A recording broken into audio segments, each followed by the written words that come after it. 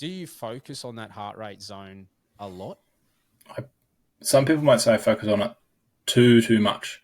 Um, I do all of my running training. I don't worry about pace at all when I'm out running. I try and just maintain a steady. If I'm doing a zone 2 cardio run, I'll look down at my watch every 30 seconds to a minute to make sure that I'm sitting between 140 and 150 beats per minute. And while I've got my pace on my watch, I obviously train with a Garmin smartwatch to be able to do that. It means I can see the average pace that I'm training at throughout my session, but I don't have to fixate on the exact pace that I'm running at that time.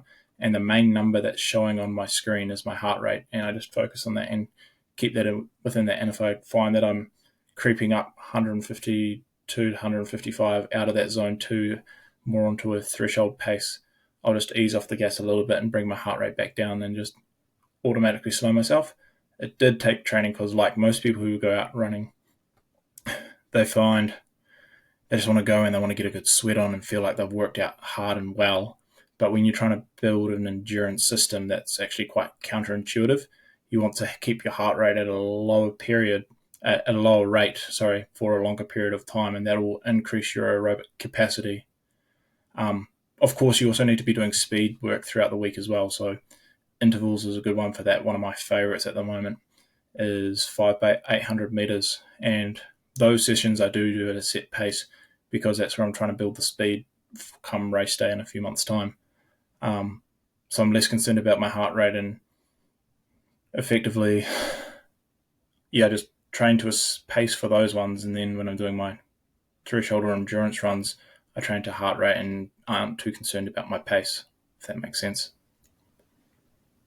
Yeah, I might just go back a little bit there for listeners in case they don't understand some of what we're talking about. So, Sure thing. Sorry. essentially, the body has three energy systems, and the way it works is we have our anaerobic system, which is made up of our ATP-PC system, which is adenosine triphosphate phosphate creatine system, and that generally lasts for about 10 seconds.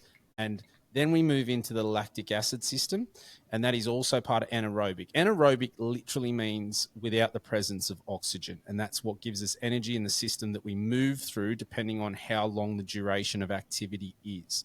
Then we get up to our aerobic system or our oxygen system. So when we're talking about these things, our oxygen system off the top of my head is generally under 80%. So generally you want to be aiming for that 60% to 80% of your maximum heart rate. And that will get you training in that aerobic zone. If you start to push that higher, you're starting to get into the anaerobic sort of threshold or the anaerobic system, which isn't helping your aerobic fitness or your continuous endurance is probably the best way to put that. So just in case people are sort of sitting there going, what the hell are they talking about here?